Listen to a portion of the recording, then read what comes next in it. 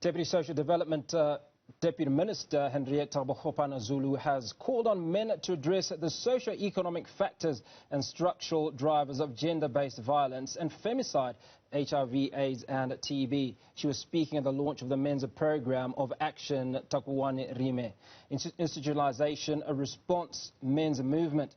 The men's movement will now focus on efforts to free society of violence while looking into issues of masculinity and patriarchy. To speak more on the program of action, I'm now joined in studio by the Deputy Minister of Social Development, Hendrietta Bogopane-Zulu, and Dr. Mutume Khanaga of SANAC.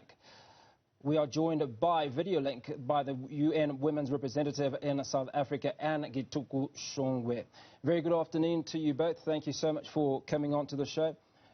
Deputy Minister, I'd like to start off with you. What has motivated this new position? New position? Thanks, Hugo. I don't think it's a new position. I think we consistent in the work that we've done as social development under the program Men and Boys Championing Change.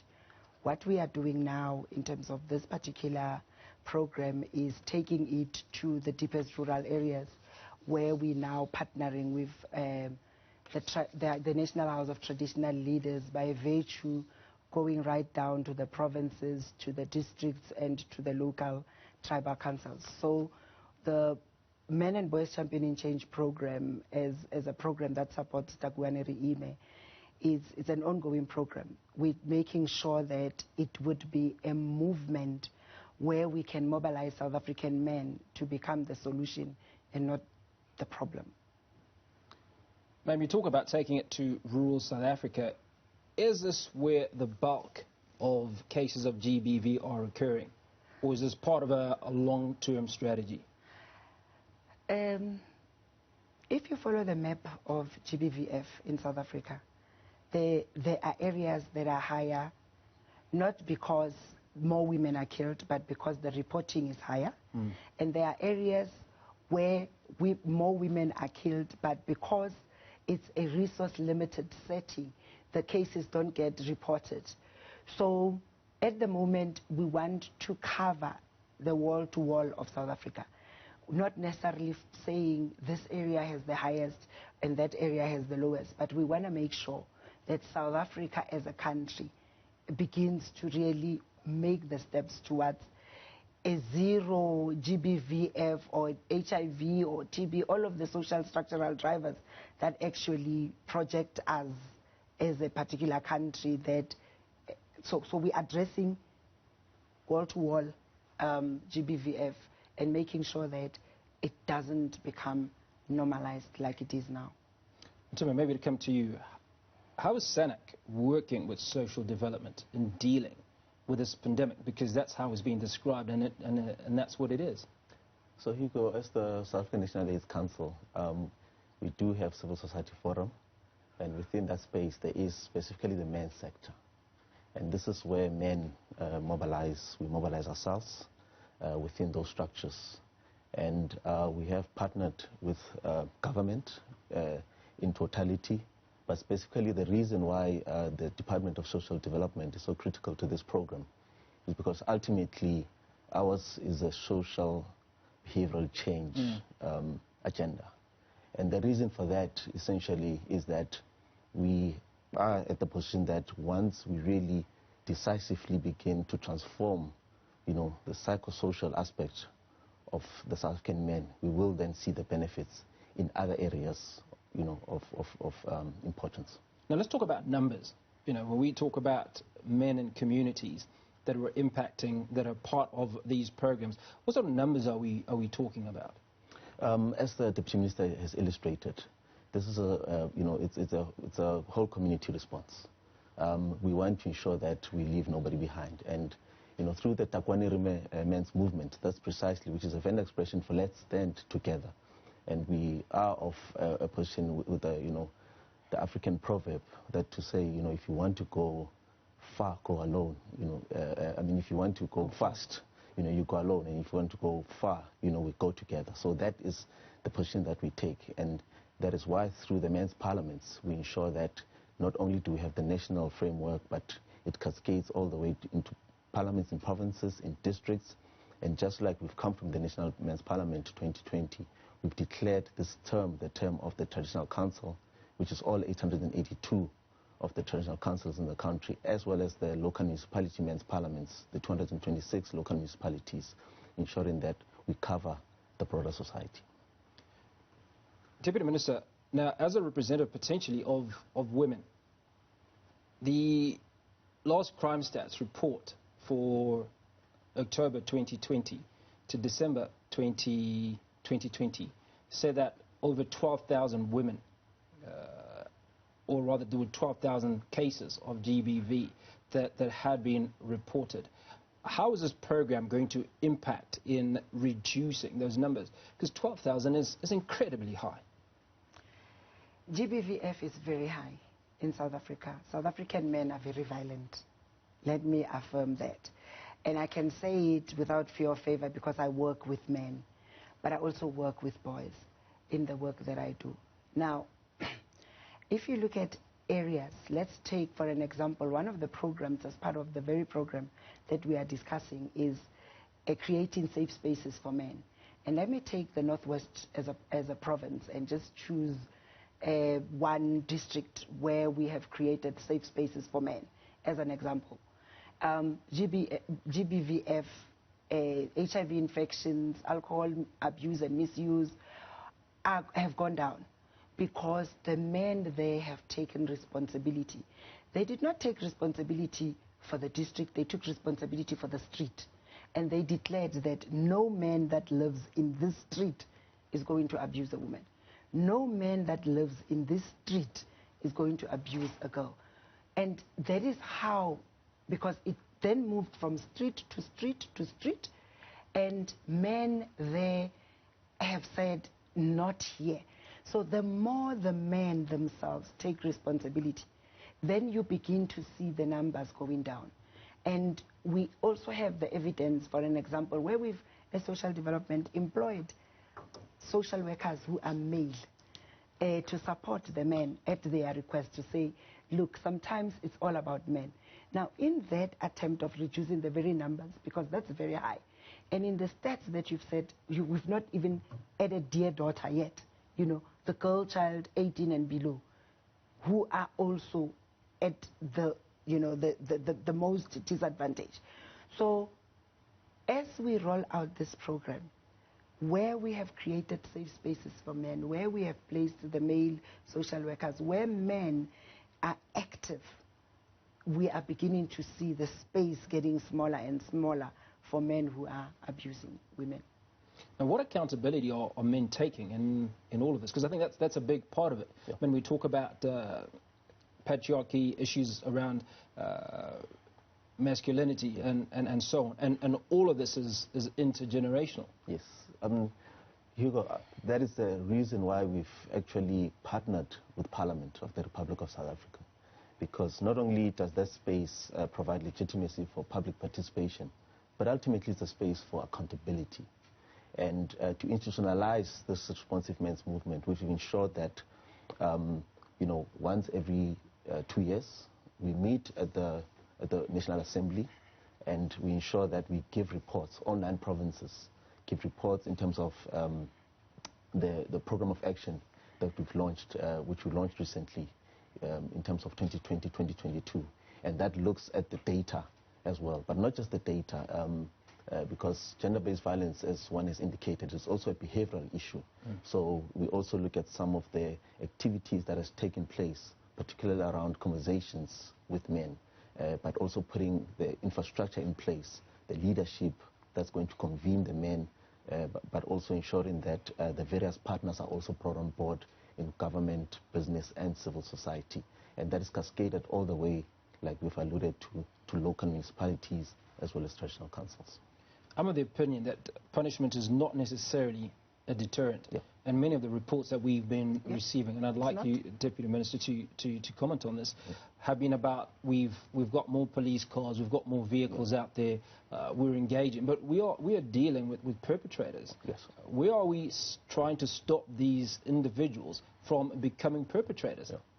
So, I mean, of course, there is the role for the criminal justice system, but ultimately, you know, at the bottom of the pyramid of violence is normalization of the violence. And that is in some of the things that we, project as harmless, like conversations that we have between us as men, those rape jokes that they look at on banter, that we do, the victim blaming. So it's about changing conversations at that level, as well as some of the attitudes that were embedded within us as men, those rigid gender stereotypes that we carry, because that is where the violence actually begins. And often it's internal, just amongst us as men.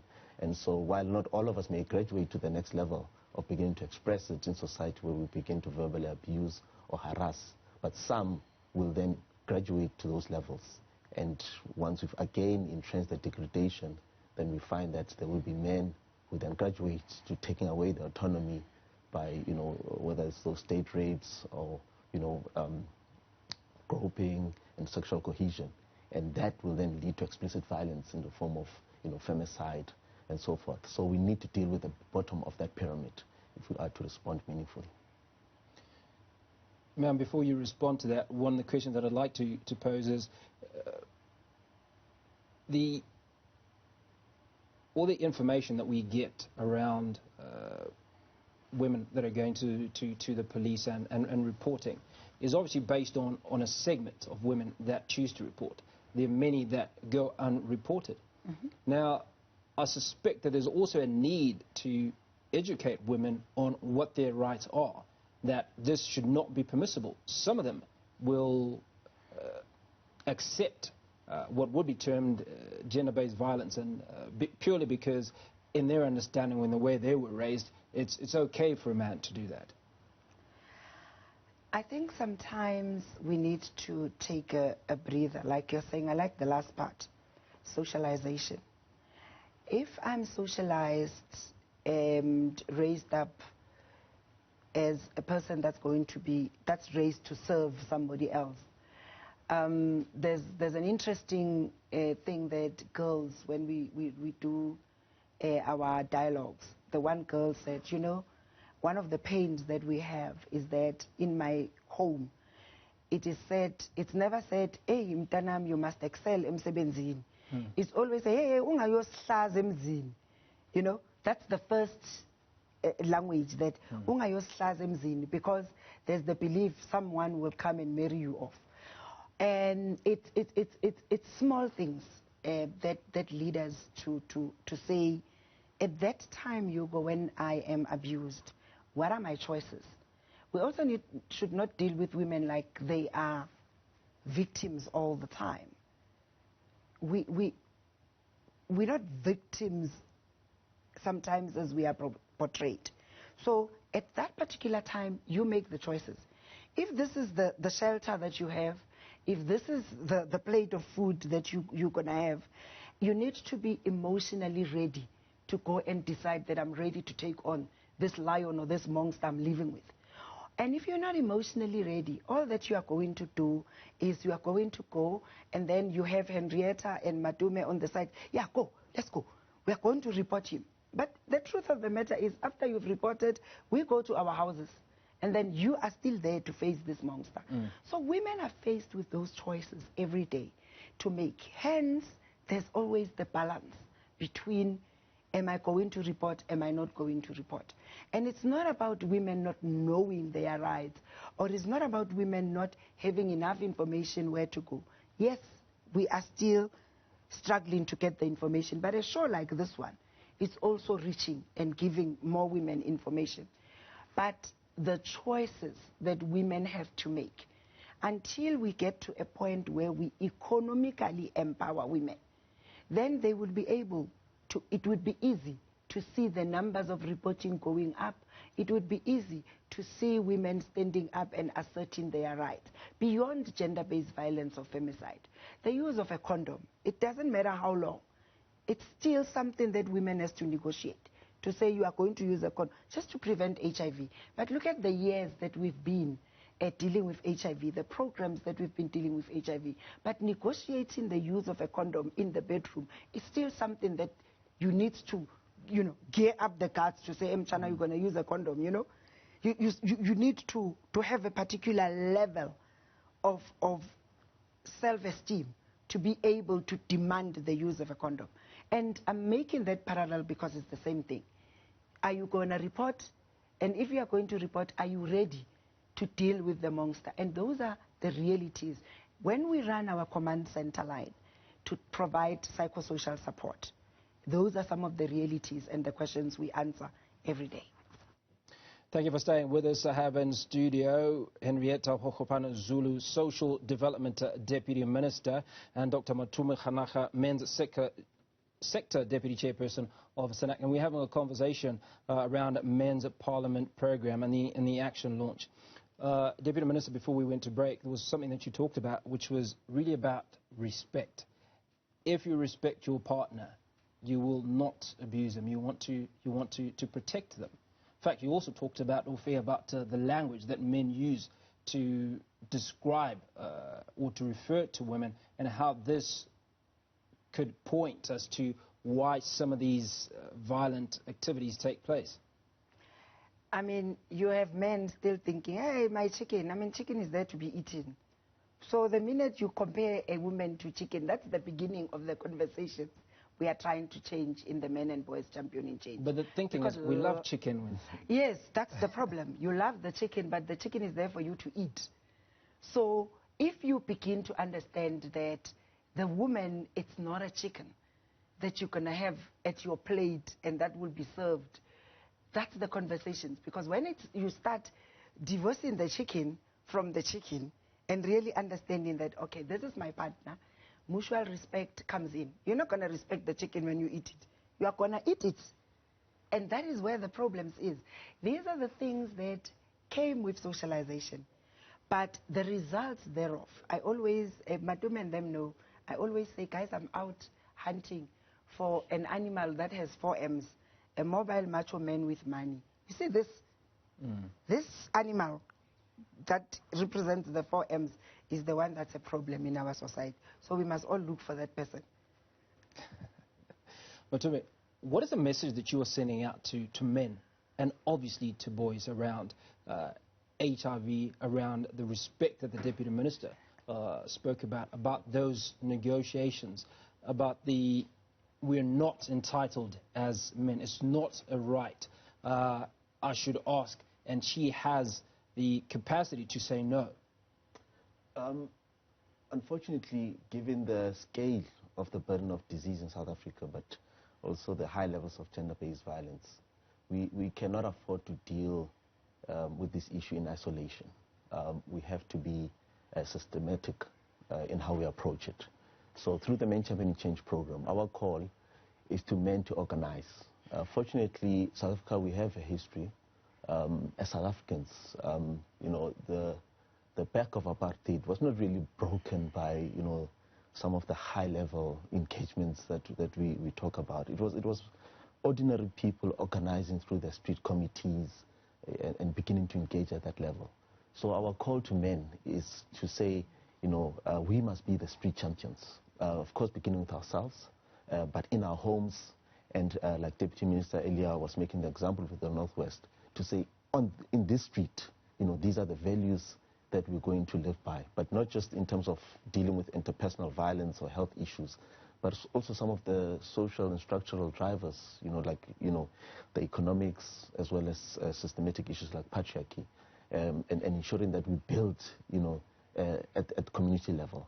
And of course, it's also about identifying men who are leaders in society and sending those men to represent communities in those local men's parliaments, in those traditional men's parliaments, who will then be sent to represent at higher levels in district, provinces, and at national. So ultimately, it's about us organizing ourselves so that we respond systematically to a systematic challenge. Deputy Minister, you talked about the successes that you're enjoying in the Northwest, certainly on the streets where men are saying, not on my street, this will not happen. What is the rollout plan for that program, is the first question. And the second question is that on the street, there are a lot of conversations, but in the suburbs, behind the walls and the barricades, there's also a huge amount of GBV that is going on, and similar conversations are not being had. The reports are not being made. but there's almost an equal number or an equal amount of abuse that's occurring there? Firstly, let me say, I mentioned the Northwest because there we want to thank distillers for establishing 5 safe spaces for men for the lounges. So we're rolling out the lounges because we're beginning to see the benefits and the value. So we'd like to thank them for that. And we now, as I said, what are we doing from today? We've launched the plan of action for men, where we are going to mobilize men in tribal authorities through our ROC leadership, which is a program that is led by traditional leaders. We have trained, as the department, traditional leaders, including the Indunas, everybody in the tribal council, on social structural drivers for 5 days across the whole country for the past 2 years. Now we are placing on their shoulders the responsibility to take the authority and say, in every village, village to village, there shall never be. And they, as the traditional leader, Khosi, Inkosi, Ndabezitha, Induna, Zesgoti, and everybody is going to take responsibility because they have authority. Where they govern, they need to go back to what represented the African people, which was order, accountability, mutual respect, coexistence, and each and every person had a role and a responsibility, and that is where we want to go. Zero tolerance to GBV, clearly is a message that the Deputy Minister is speaking of. Yeah. Do you see this being readily embraced by men across South Africa? We you know, when we launched the No Excuse campaign in 2017, we were speaking directly to that. And men came out, we marched to Parliament, and we're beginning to see, you know, something that, I mean, historically, you'd recall that many of us, we grew up at a time whereby, you know, particularly gender-based, we even described it as domestic violence, because I think we understood it to be a problem of a household that really didn't concern the rest of us. And we've seen, transformation from that thinking, with men beginning to come out, not only, they themselves speaking amongst their peers, but also condemning gender-based violence to the broader society. But of course, we're nowhere near being at the levels that we need to, because when we look at the numbers, we still remain, the country with some of the highest rates of gender-based violence and femicide. But certainly, it's about zero tolerance. We're not looking at reducing gender-based violence, tinkering with the boat. It's really about ensuring that, and as I said, we mustn't think of it as a problem too big, because it's about saying in this street we will not tolerate, and we can all manage our street where we live. So before we talk about the national response, it's going to be absolutely important that we don't tolerate violence where we have full control, which is firstly with ourselves, and where we have the most influence, which is our own social networks, and ultimately in our street. I suppose you agree with that, Deputy Minister? I do, but I also want to say you asked a very important question that I nearly lost. The gated communities are becoming the order of the day in South Africa, and the level of violence in those gated communities are shocking.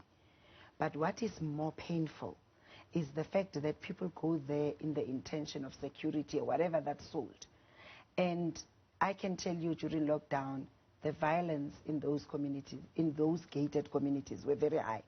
But what was more painful was when the police are called and the security guard at the gate decides whether they can enter the complex or not. And those are some of the realities that as South Africa develops, as the gated communities get, we begin now to also see the need of actually entering those spaces that are exclusively for certain people, but the GBVF is becoming a reality. So, yes, we need a multiple response, but we want to say sorting violence with violence is just going to escalate violence. We want to draw on how we got our democracy let's facilitate dialogue. And let's allow men the space to hold each other accountable. Not through a men's parliament. The two of you as two friends, you need to be able to say, I'm Chana. So that's what we want. We want, by the time we hold them accountable in court, let them be held accountable in their own close circle. And that is what the Men and Boys Championing Change program wants to achieve, is each one teach one, each one hold each other accountable, and then we create the strong chain where, as an abuser, you can't fit anywhere. You get isolated where you actually begin to look around yourself to, no, but I don't fit in. There shouldn't be a hiding space for you. Even at that bar, you must not go. Where men meet, you must not go. So that your own peers begin to hold you accountable at a personal level. And then that will force you to reach out for help, and to actually, we will be there to provide the help. And we're going to end it there. Each one, teach one. Super important. Thank you both so much for coming on to the show.